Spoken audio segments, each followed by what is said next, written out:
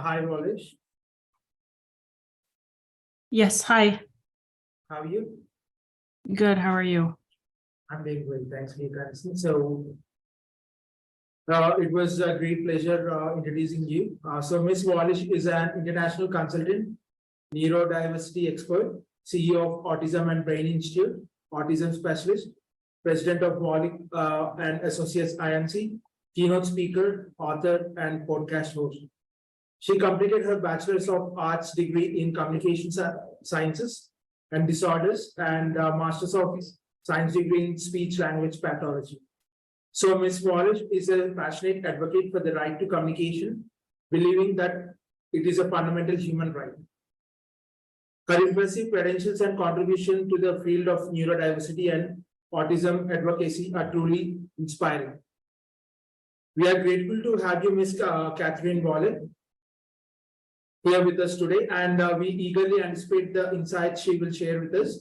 The stage is all yours, Ms. Katherine. Thank you very much, and thank you for the introduction. I'm excited to be here and to discuss unlocking communication for autistic minds. So I, as it was done in my presentation, as in my introduction, I am an AAC expert. I'm a certified autism specialist, and I'm also a pediatric and feeding swallowing specialist. So I work with children who are very medically involved and very complex.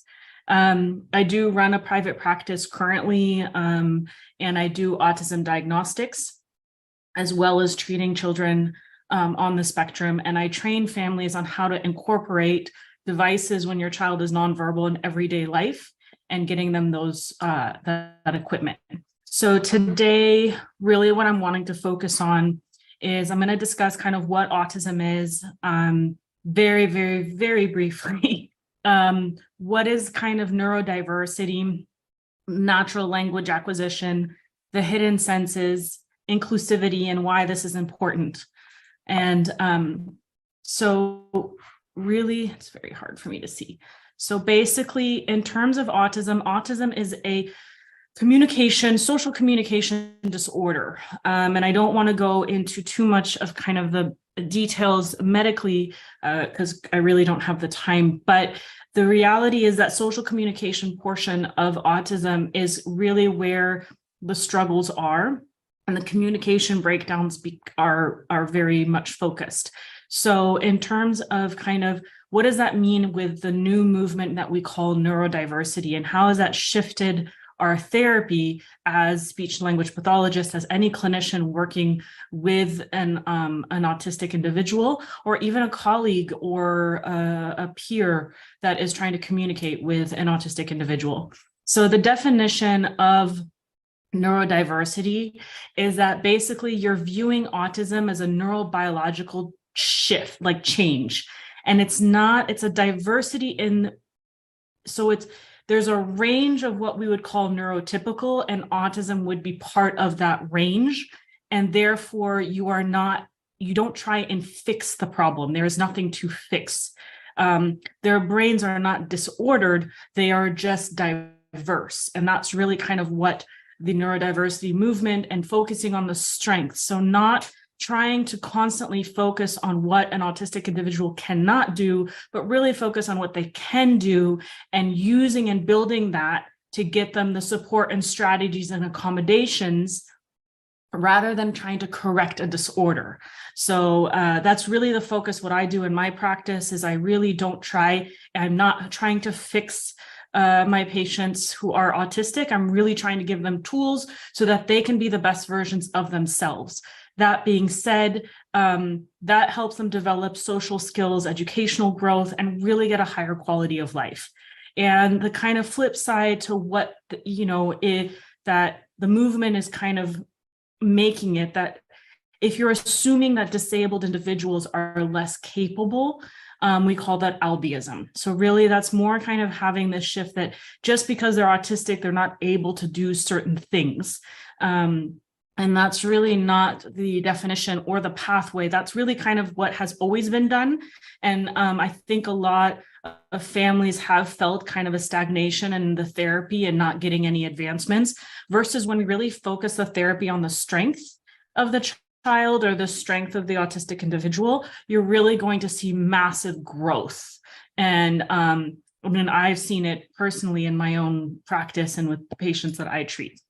So the next thing I really want to touch base on is, alongside this neurodiversity movement, is also called the 2 natural language acquisition platforms. We have always treated children on the spectrum and autistic individuals as a sense of that they follow analytical language development. And that means that, I mean, I think about like my daughter very much follows analytical language development, very, very neurotypical in that sense, where she started with single words, then 2-word combination, and she's 2. So you're starting to hear that 2-word combination in her, then using an emerging grammar in first phrases, and then complex, and then typical language, usually at about 4. Now, a Gestalt language processor. Now, Gestalt is just another form of natural language acquisition. A child who has Gestalt language processing does not mean they have autism. Those do not equal. But a lot of children with autism or autistic children do have Gestalt language processing. So what that means is they tend to use echolalia, and they are breaking apart language in chunks. They have scripts that they use, so scripts are more meaningful to them. And they kind of sometimes will use very long scripts. So you'll hear them repeat like full sentences and full kind of scenarios from movies or from conversations they've heard. And then they start isolating words. Then they start moving kind of those segments of the sentences around. And then they get to more complex grammar down the line. So it's almost kind of an upside down pyramid. So an analytic language developer or processor is going to start with the words are the most meaningful. However, a Gestalt language processor is going to have the scripts are more meaningful. So the whole sentence is more meaningful. And they use a lot more echolalia in the beginning parts of their development. And then they get through the rest. And eventually they also end up with very neurotypical language. So tips on kind of how you want to improve that communication. What you can do when you are working with a Gestalt language processor, when you're trying to communicate with a Gestalt language processor, is don't ignore the Gestalt. Echolalia is communication. Prior to this kind of this new research, we really were used to saying like, oh, they're just like repeating what they're saying from before. It doesn't mean anything. It actually means a lot. It's very meaningful. So you want to kind of respond using phrases and comments on the intention of the child's speech. So for example, if a child always says wheels on the bus every time they want to go outside, you would say, yes, you want to go outside. Okay, let's go outside. So it is a bit of a detective work trying to figure out what these gestalts mean. So like I had a child that I was treating and he would always say, I want go car. And I thought that meant that he wanted to go play car. And his mother eventually told me that it meant that he wanted to go home. So we really had to work on teaching him how to say, I want to go home in the correct gestalt. So I didn't teach him I, then want, I taught him the whole gestalt and then had him say it through his talker, and then I would let him go home. So that is one way of kind of helping them really communicate more effectively. You're also wanting to use core words. So, core words make up 85% of our language, and about 15%, 20% would be what we call fringe words. So nouns and things like that. So core words are going to be more verbs, pronouns, articles, etc. That makes up the majority of our language. So you really want to use a lot of core words when you're working with and trying to communicate with Gestalt or autistic individuals. What you don't want to do, you want to reduce or avoid asking too many questions. You don't want to use long, complex utterances. Simple, easy, functional phrases is better. Do not take their echolalia as a literal meaning. You want to acknowledge it, but it's not literal. So it's going to be their echolalia is representative of something that they want to talk about.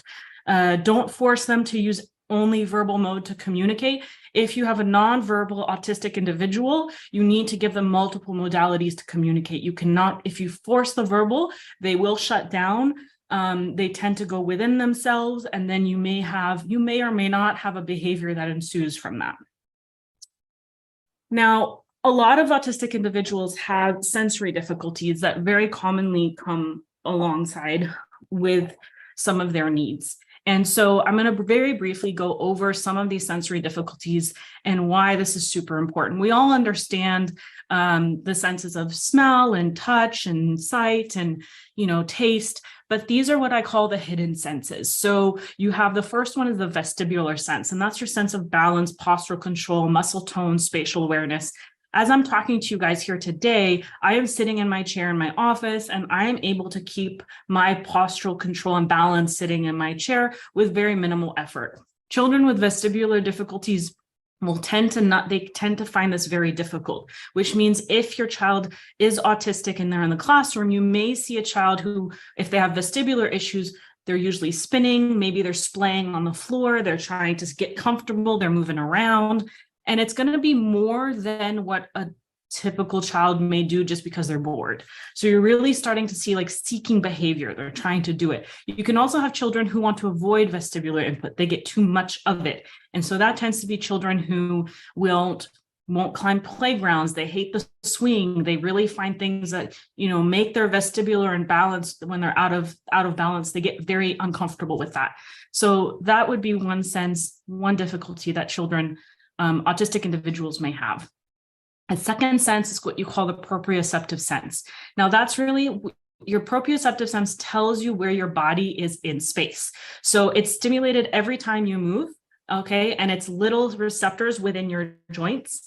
And so what you're really looking at is, for example, I'm sitting in this room. I am very aware of how far my arm needs to go or how high the ceiling is in relation to my body. So a lot of children who really struggle with proprioceptive sense, and this is very common in children who are autistic, and you will see this probably the most often, but they will tend to run into walls. They tend to bang on things. They tend to like rough housing, rough play. And again, it's going to be more than what you would say is kind of like a rough and tumble child that likes to do that. It's really seeking that input.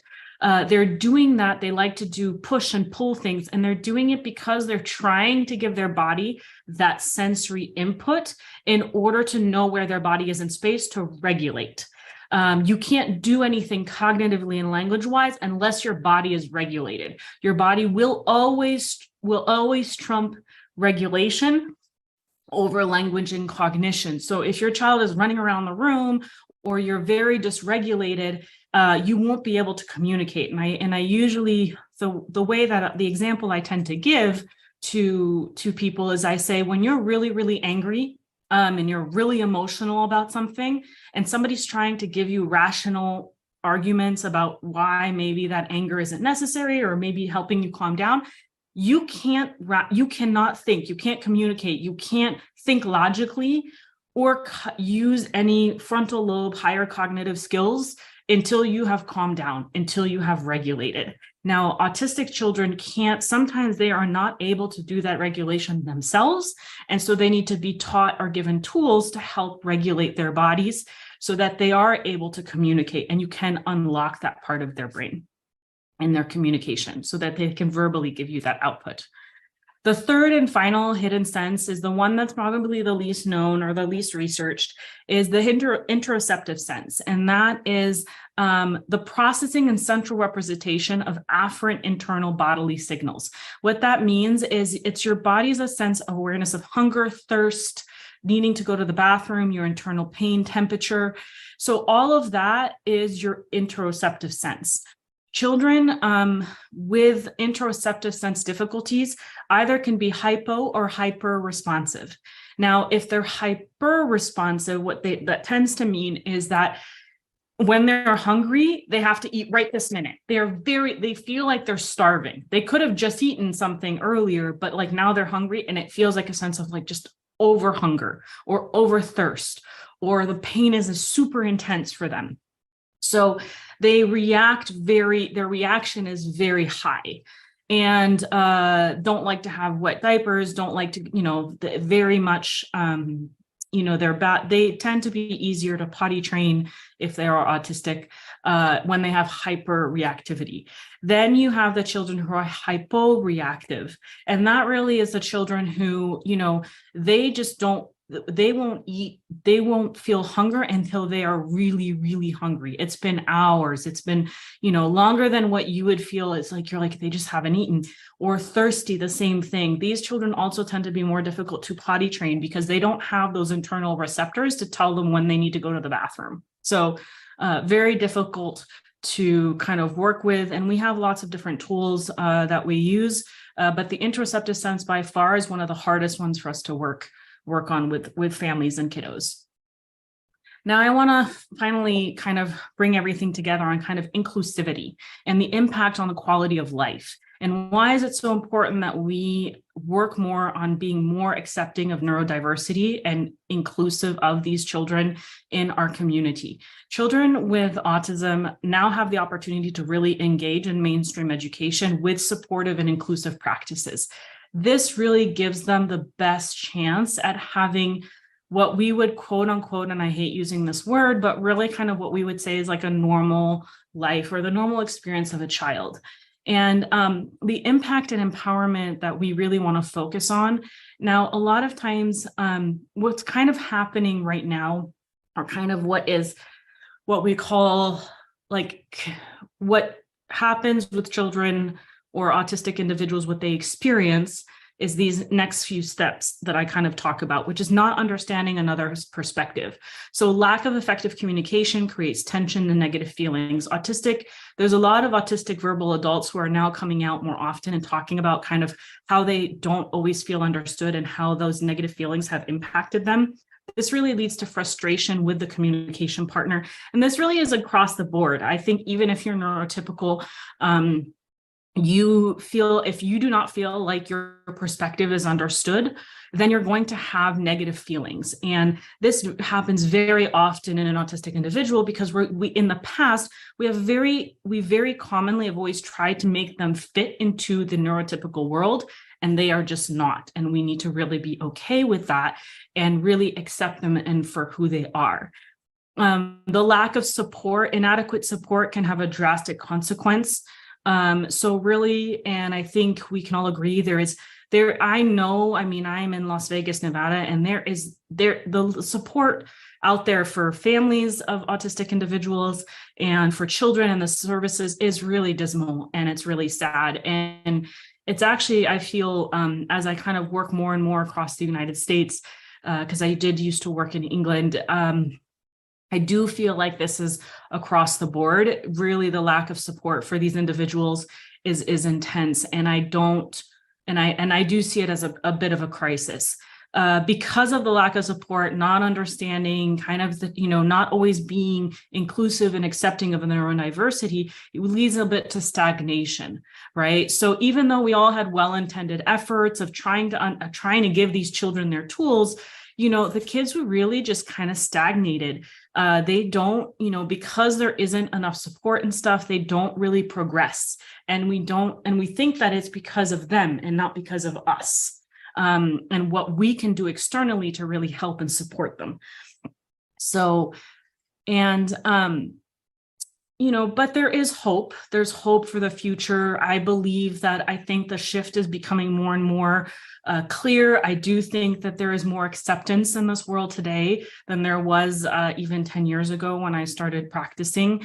But having really the right support and external resources is really important. And so also early intervention, if you think your child may be on the spectrum or you're thinking that there's something that you need to have looked at, I really do encourage you to find the right professionals out there to really help you. That really does increase with quality of life. The amount of children that come to me, and I don't mean this to toot my own horn at all, but it's just what I've heard from families is the amount of children that come to me, at 8, 9, 10, they just go, I just wish I had found you when they were 3 or 4, is really it's just massive. So really finding the right professionals who are specialized in your child's needs is super important.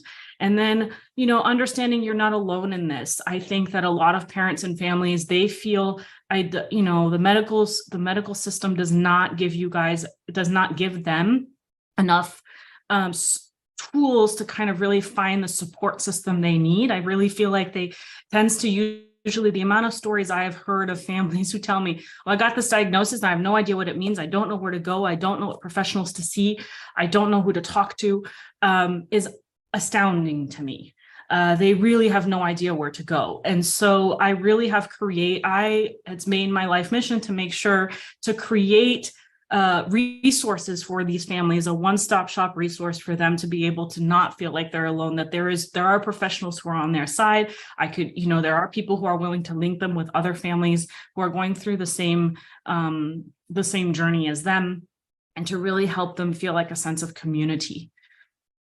So, and finally, empowerment. So parents, really finding and striving to identify systemic changes that could provide relief is super important. And I think that by really my mission and my practice, and through this presentation, is really trying to get the word out there that by educating yourselves as families, or as individuals who are autistic, etc., that you empower yourself to know what to search for to get through the struggles. And to get through and really helping identify the changes that need to happen in order to help more and more individuals who are on the spectrum. So it is crucially important with proper guidance, these children discover their own resourcefulness and are empowered themselves to really envision their future. So thank you guys very much for listening. And I'm just going to quickly stop sharing this.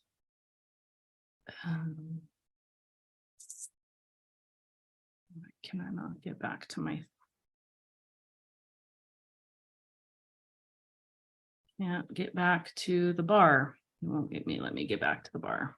So I do want to share that back here behind me are these pictures behind me are a nonverbal 13-year-old autistic boy who makes them. And I have them all over my practice, in my one here and also in my one down south in Las Vegas.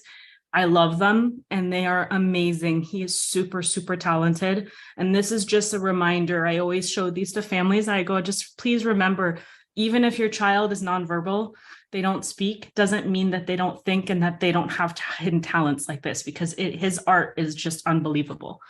So really something to always to keep in mind. I'm sorry, I can't seem to stop the share really quick for whatever reason. It's not giving me if you guys have any questions, please feel free to ask me. Okay, does anybody in the audience have any questions for Ms. Wallisch?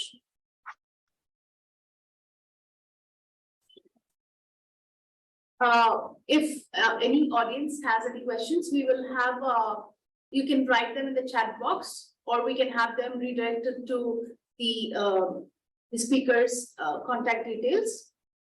Thank you so much for addressing the gathering today, Ms. Wallisch. It was a great talk. Thank you very much. And I'm sorry if there's a way that you guys can stop the share from your, oh, here it is. I don't know why I couldn't find it earlier. There it goes. Sorry, I got it. So thank you guys very much. I appreciate it. And thank you for your time. Thank you for making it